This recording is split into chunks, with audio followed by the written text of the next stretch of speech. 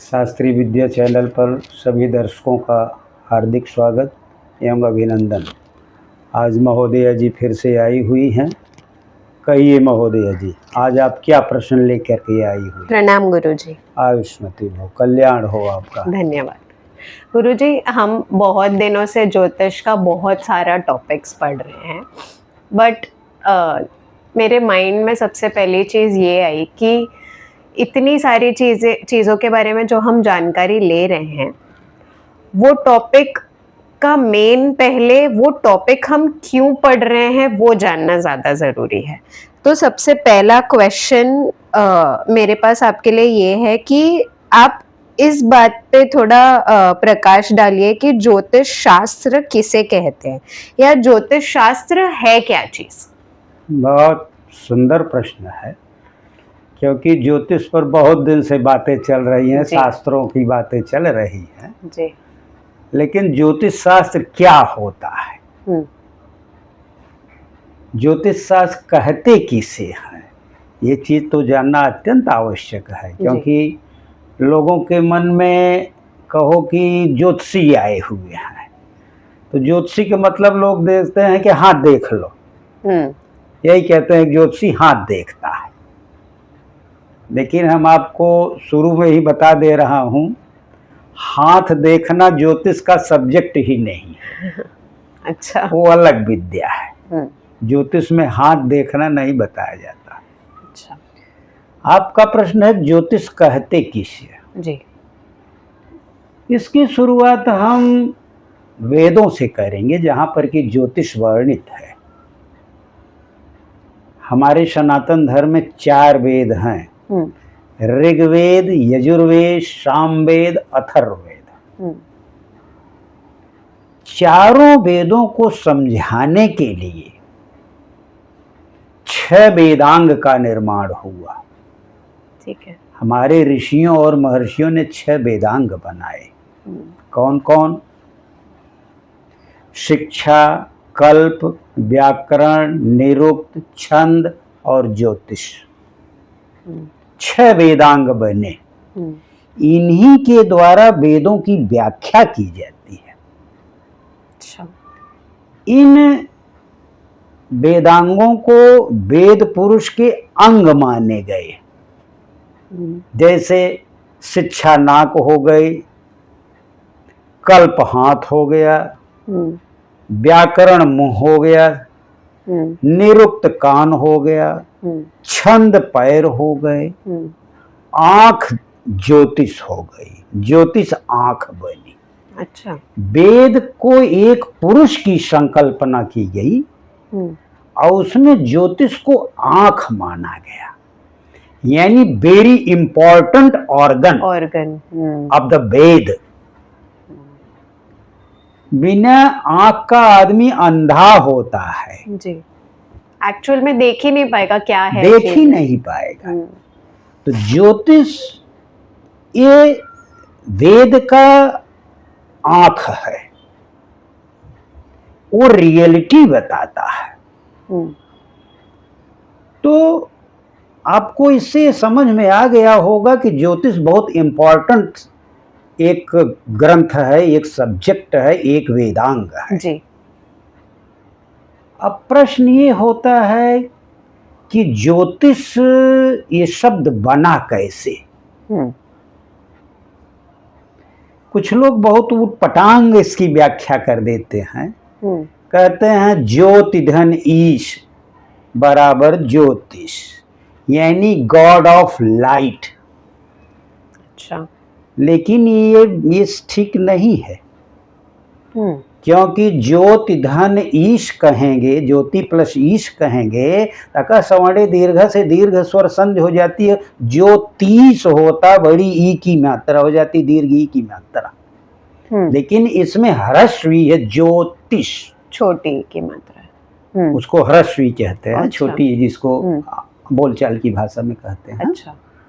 और दूसरा ये भी है, ज्योतिष का अंतिम शब्द मूर्धन्य श है, और जो ईश कहोगे तो तालव्य श उसमें आता है। ईश्वर का ईश तालव्य है।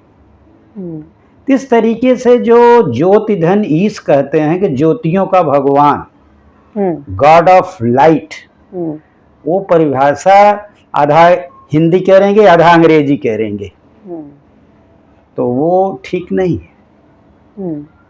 इसको फिर शाब्दिक अर्थ इसका क्या है? ज्योति प्रकाश को कहते हैं। ज्योतिष जो प्रकाश से संबंधित हो। अच्छा। एक वो आया है सूत्र है कि ज्योति शब्द में अर्श आदिभ्योच से अच प्रत्यय लगा करके ज्योतिष बना है। क्योंकि संस्कृत में कोई भी शब्द निरर्थक नहीं बनता, उसका कुछ अर्थ होता है, या तो प्रत्यय लगेगा नहीं तो उपसर्ग लगेगा। मूल शब्द में प्रत्यय या उपसर्ग लगा करके एक नए शब्द का निर्माण होता है, या तो संधि और समास से बनता है। तो यहाँ पर अर्श आदिभ्योच से अच प्रत्यय लगा करके ज्योतिष बना। एक सूत्र इसमें और लगा, तदधिकृत्य कृतो ग्रंथः, ये पाणिनि का सूत्र है। इस सूत्र से ज्योतिष ग्रंथ शब्द बना, ज्योतिष पूर्ण परिपूर्ण शब्द बना। अब इसका मतलब क्या होता है? ज्योतिष से संबंधित जिस ग्रंथ में बात की जाए, जो ग्रंथ ज्योतिष से संबंधित बातों को बताए, दैट इज कॉल्ड ज्योतिष। अच्छा, ये ज्योतिष का मतलब है। अब हमारे शास्त्रों में इसकी व्याख्या भी की गई है। भास्कराचार्य ने कहा है कि वेदस्य निर्मलम चक्षु, वेद जो है ये एकदम निर्मल चक्षु है, और ज्योतिष शास्त्रम अकल्मषम, और ज्योतिष शास्त्र अकल्मष है, माने बिना किसी बिना किसी प्रॉब्लम के है, कोई अकल्मष नहीं, कोई पाप उसमें नहीं है। अच्छा। कोई परेशानी नहीं है। ये भास्कराचार्य ने क्या अपने सिद्धांत शिरोमणि में लिखा। और क्या उन्होंने लिखा? विनयत दखलम श्रोतम, बिना इसके, विनयत अखिलम श्रोतम स्मार्तम कर्म न सिद्ध्यति। कहते हैं बिना ज्योतिष के न तो श्रोत कर्म न तो स्मार्त कर्म सिद्ध होता है। अब श्रोत कर्म स्मार्त कर्म क्या है? जो वेदों का मुख्य काम यज्ञ करना है, देवताओं की स्तुति करना है जी।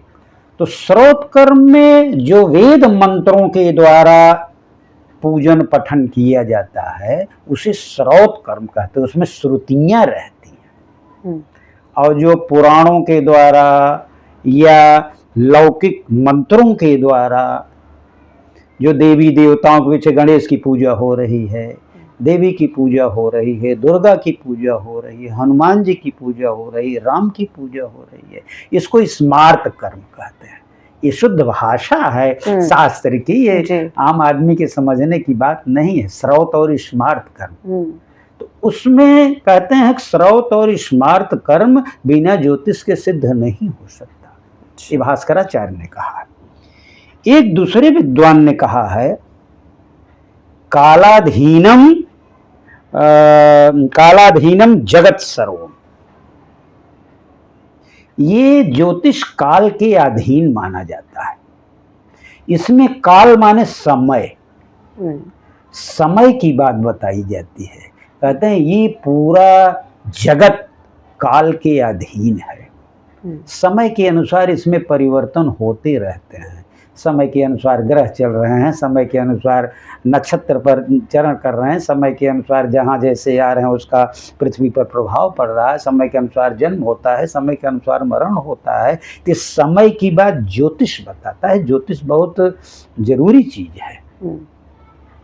एक विद्वान ने और लिखा, ज्योतिषाम सूर्यादि ग्रहणाम बोधकम शास्त्रम, जहाँ सूर्य आदि ग्रहों का जानकारी प्राप्त किया जाता है जिस शास्त्र से, उसे हम ज्योतिष शास्त्र कहते हैं।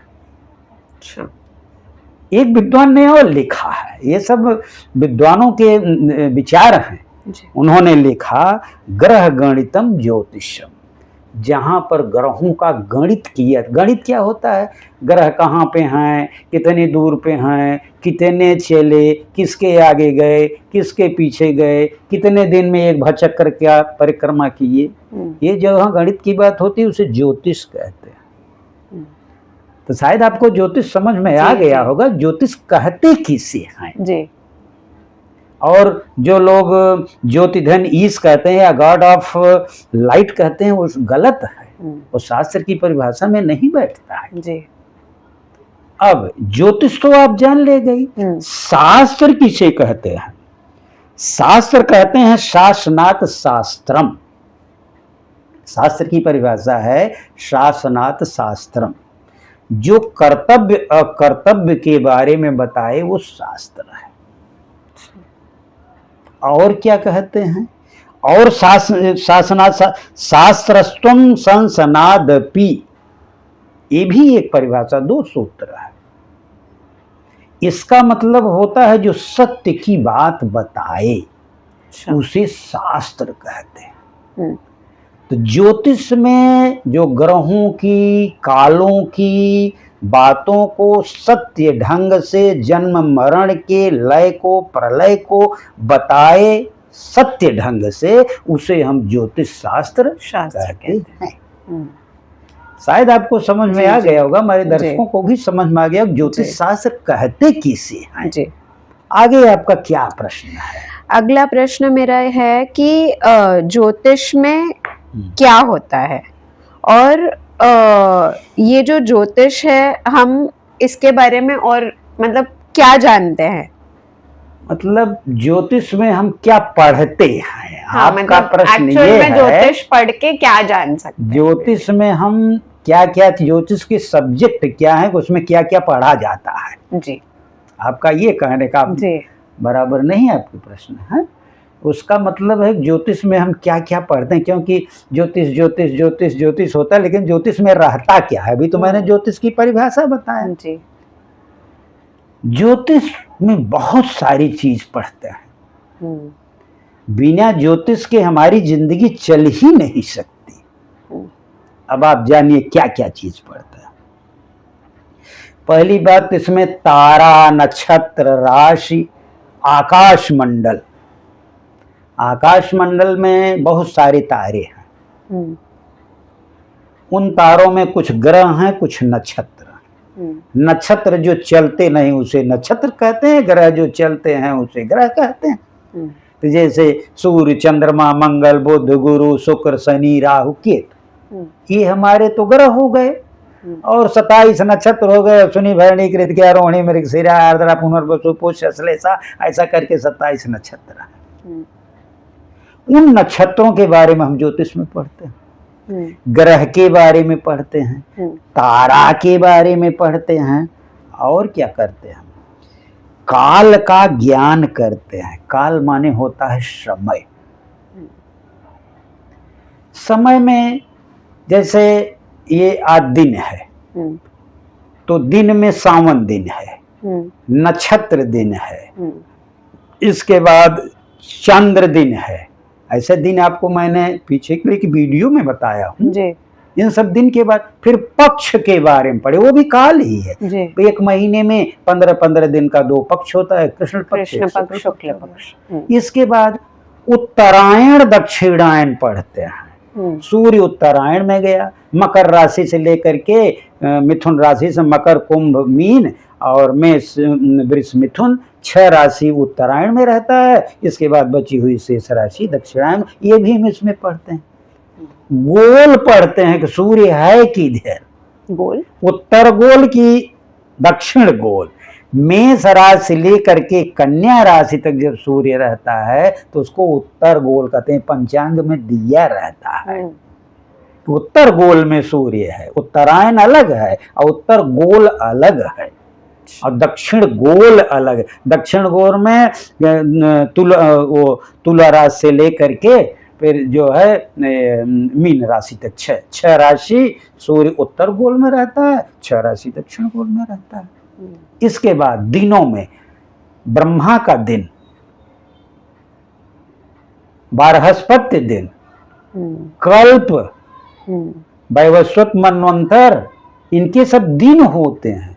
या कलयुग कितने साल का, जैसे कलयुग 4,32,000 वर्ष का है। द्वापर उसका दुगुना है, 8,64,000 वर्ष का है।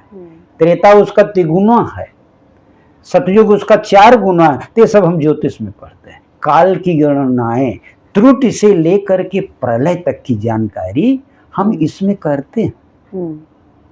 इसके बाद हम दिनों की गणना करते हैं, दिन कितने घंटे का हुआ, रात कितने, दिनमान और रात्रिमान का। दिन हम देखते हैं कि आज सोमवार है, कल मंगलवार क्यों है, ये भी इसमें हम पढ़ते हैं। क्यों नहीं सोमवार के बाद बुधवार हो गया।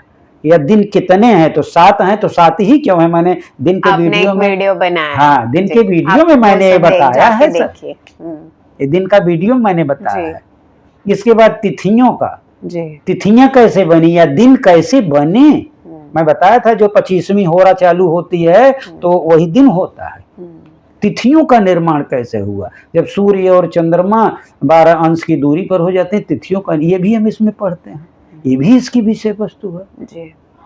नक्षत्र तो पढ़ते ही है, मैंने आपको बताया। योग पढ़ते हैं, सूर्य और चंद्रमा की चाल का योग होता है।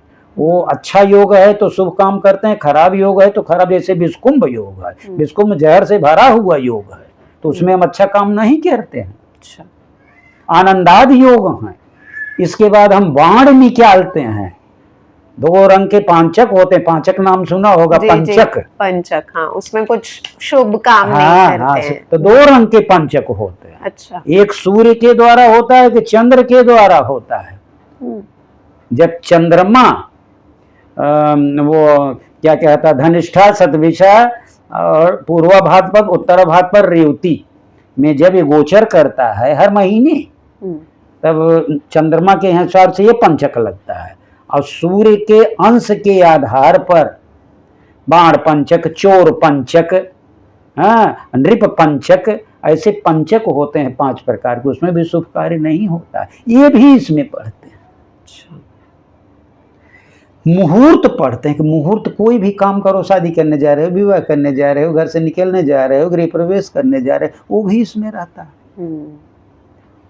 इसके बाद जितने संस्कार होते हैं, गर्भाधान संस्कार से लेकर के मृत्यु संस्कार तक, सब ये ज्योतिष हमें बताता है कैसे हम करें, किस मुहूर्त में करें और किस टाइप से करें जी।